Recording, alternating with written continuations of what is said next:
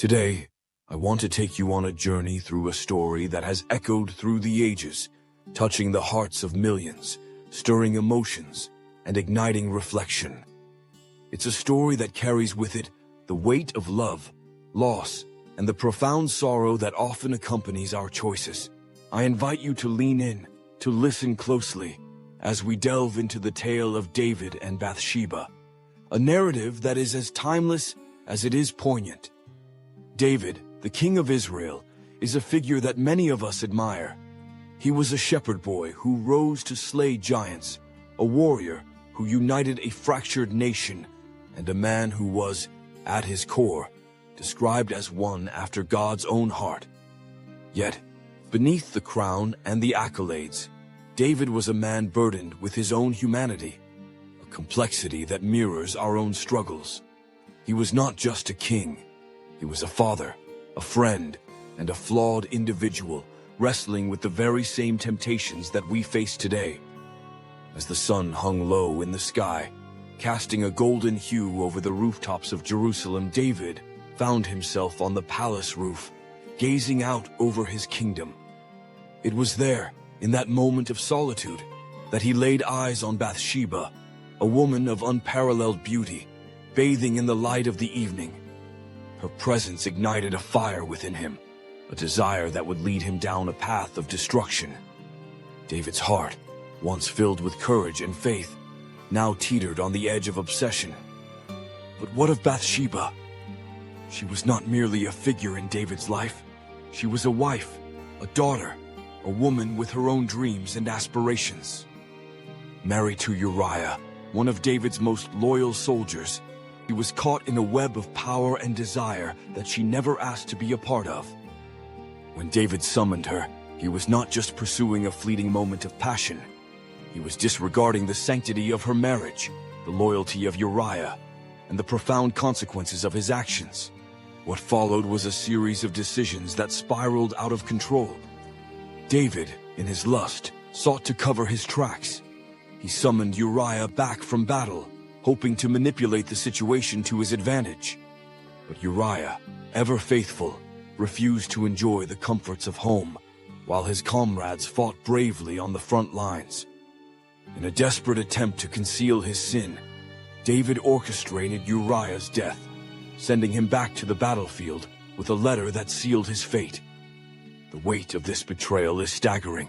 A king, a man of God, choosing to sacrifice the innocent to protect his own desires. As the dust settled, Bathsheba found herself in mourning, her heart shattered by the loss of her husband, a casualty of David's selfishness. It is here that we witness the profound impact of sin, not just on the sinner, but on those who are swept into the chaos of their choices. Bathsheba's grief was not just for Uriah. It was for the life that could have been, for the love that was stolen, and for the future that now lay in ruins. But the story does not end with tragedy. In the wake of their actions, David and Bathsheba conceived a child who would become a symbol of both their sin and their potential for redemption. Yet the child's life would be marked by the consequences of David's choices, a reminder that our actions ripple through time, affecting not only ourselves, but generations to come. Then comes the moment that pierces the heart. The prophet Nathan, sent by God, confronts David with a parable that cuts through the king's defenses. Nathan speaks of a rich man who stole a poor man's only lamb, a simple yet powerful story that reveals the depths of David's sin. It is in this moment that David's eyes are opened, and he is forced to confront the reality of his actions.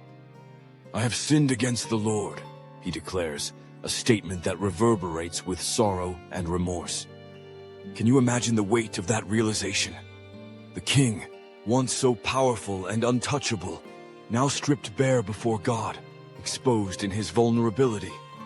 There is a rawness in David's repentance that is palpable, a moment that transcends time and speaks to our own struggles with sin.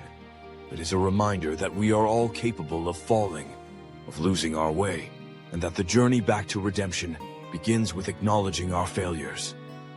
The story of David and Bathsheba teaches us that our actions have consequences, an eternal truth that resonates through the ages. It reminds us that unchecked power can lead to devastating outcomes, not just for ourselves, but for those we love. We are called to be accountable, to take responsibility for the choices we make, and to seek forgiveness when we stumble. Yet, amid the sorrow, there is a glimmer of hope. David's path did not end in despair. Rather, it became a journey toward restoration. The child born from their union, though tragically taken from this world, would pave the way for a lineage that would ultimately lead to the birth of Jesus Christ, a profound testament to the grace that can emerge from the ashes of our failures. In reflecting on this story, we see that even the most powerful among us are not immune to the consequences of our actions. We learn that sin has a way of weaving itself into the fabric of our lives, often in ways we cannot foresee. Yet we also discover that through humility and repentance, there is always a path back to grace, a chance for redemption that can transform our lives and the lives of those around us. So, what can we take away from this heartbreaking yet hopeful narrative? First, we must recognize our own humanity, our own flaws, and the reality that we are all capable of making choices that can lead us astray. We are reminded of the importance of accountability, of surrounding ourselves with voices that will speak truth into our lives, just as Nathan did for David. Furthermore, we learn that in the midst of tragedy, there is always hope. The story of David and Bathsheba is not just a tale of love and loss. It is a testament to the power of repentance and the possibility of new beginnings. It teaches us that no matter how far we may stray, there is always a way back, a chance to seek forgiveness, to heal, and to restore what has been broken. As we ponder the lessons of this story, I invite you to reflect on your own life. Are there areas where you have strayed, where you have allowed desires to cloud your judgment? Are there relationships that have been affected by your choices? And how can you begin to mend those wounds? Thank you for joining me today as we explored the profound narrative of David and Bathsheba. I hope this story has resonated with you, stirring emotions and prompting reflection. I encourage you to share your thoughts in the comments below. Your insights are valuable and can spark meaningful conversations. If you found this story compelling, I invite you to explore more biblical narratives with me. Each tale carries its own lessons, its own heartaches, and its own moments of grace.